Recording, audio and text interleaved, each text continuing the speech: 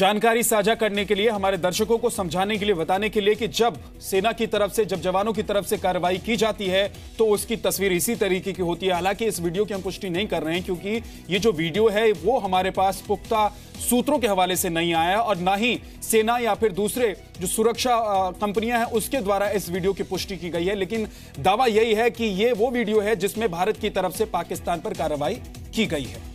आगे बढ़ते हैं, दिल्ली का खुलासा पार्ट 2। जी हां, कल दिल्ली के पूर्व मंत्री कपिल मिश्रा ने सीएम अरविंद केजरीवाल के खिलाफ भ्रष्टाचार का बड़ा खुलासा किया था। कपिल मिश्रा आज दिल्ली टैंकर घोटाले केस से जुड़े सबूत और नाम एंटी करप्शन ब्यूरो को देने वाले हैं। सुबह करीब 11:30 बजे कपिल मिश्रा एसीबी के दफ्तर पहुंचेंगे। कपिल के सनसनीखेज खुलासे के बीच करीब 24 घंटे बाद अरविंद केजरीवाल आज दिखाई दिए।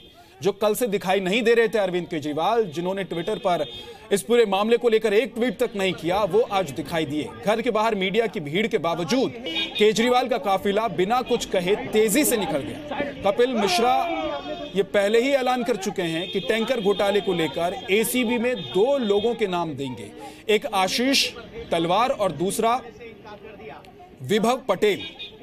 कपिल मिश्रा ने इन दोनों पर टैंकर घोटाले की जांच को प्रभावित करने का आरोप लगाया है। लेकिन यह तस्वीर देखिए, यह तस्वीर है जब अरविंद केजरीवाल से मीडिया कर्मी, पत्रकार बात करने की कोशिश करते रहे और अरविंद केजरीवाल की गाड़ी, उनका पूरा काफिला मीडिया को नजरअंदाज करता हुआ सीधे निकल गया। एक हॉस्पिटल के कार्यक्रम में वो भाग लेने के लिए जा रहे थे।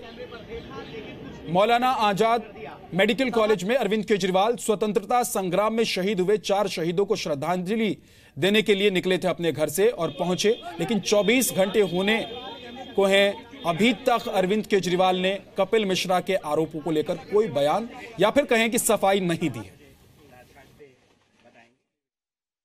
सवाल यह है कि जब अरविंद केजरीवाल पर आरोप लगे हैं तो वो अपना पक्ष क्यों नहीं रख रहे हैं, क्योंकि अरविंद केजरीवाल अक्सर आरोपों की राजनीति करते हैं और जब उन पर सवाल उठे हैं तो उन्हें इस बात का जवाब देना चाहिए कि क्या उनके ऊपर जांच होनी चाहिए या वो इस्तीफा देंगे, या फिर अगर कपिल मिश्रा झूठ बोल रहे हैं तो क्यों वो सामने आकर ये नहीं कह रहे कि उन पर लगाए गए आरोप झूठे हैं।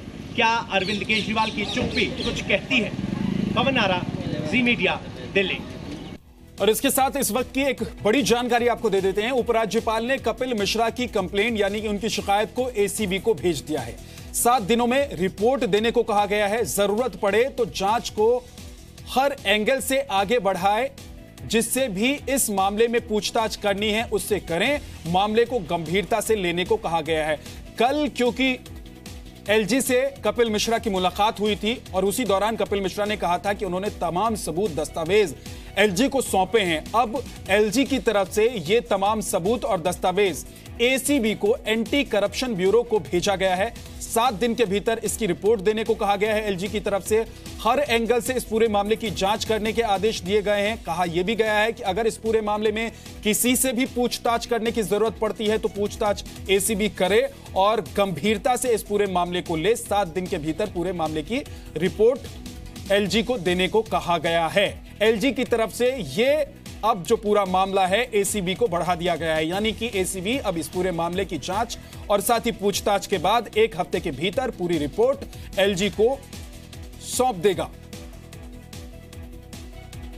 तो आज इस वक्त की बड़ी खबर, कपिल मिश्रा ने जो कल कंप्लेंट एलजी को की थी, जो शिकायतें बताई थी, जो वर्बली उन्होंने जानकारी दी थी, इसके अलावा जो दस्तावेज के तौर पर एलजी को कपिल मिश्रा ने सबूत के तौर पर कुछ दस्तावेज दिए थे, उन तमाम सबूत, दस्तावेज और बातों को अब एसीबी तक एलजी की तरफ से पहुंचा दी गई है और इस पूरे मामले की रिपोर्ट 7 दिन के भीतर देने को कहा गया। इस बड़ी खबर पर हमारी नजर बनी हुई है और पल पल का अपडेट भी लगातार हम आप तक पहुंचा रहे हैं। तो आज ये एक्शन एलजी की तरफ से सुबह सुबह देखने को मिल रहा है। जी मीडिया संवाददाता राजू राज हमारे साथ जुड़ गए हैं। राजू, एलजी की तरफ से क्या एक्शन है, पूरी खबर बताइए। राजू राज, आपको मेरी आवाज मिल रही है?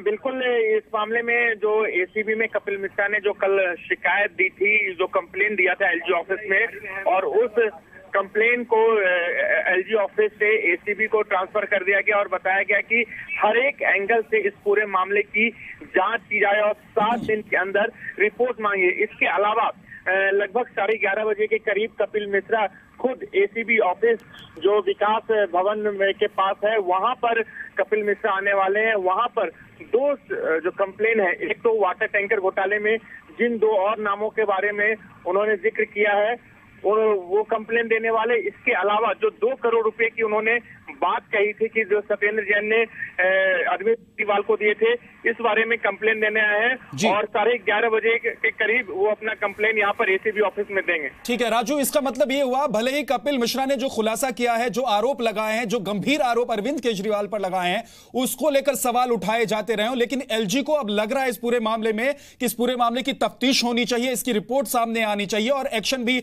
हो, पूछताछ भी हो, जिससे भी पूछताछ करनी है एसीबी पूछताछ करे। इसलिए एलजी ने इस पूरे मामले को इतनी जल्दी, इतनी तेजी से आगे बढ़ाते हुए 7 दिन के भीतर रिपोर्ट मांगी है। निश्चित तौर पर विद्या, क्योंकि जिस तरीके से कपिल मिश्रा ने कहा है कि वो एक गवाह है इस केस में, वो विटनेस है, आप चाहे तो फुटेज वहां तो कहीं ना कहीं आप जिस तरह के संगीन आरोप एक सीएम के ऊपर लगाया गया, उसके बाद एलजी ने इसके लिए जांच के आदेश दिए, एसीबी को पूरा फाइल ट्रांसफर किया गया, 7 दिन के अंदर रिपोर्ट मांगे।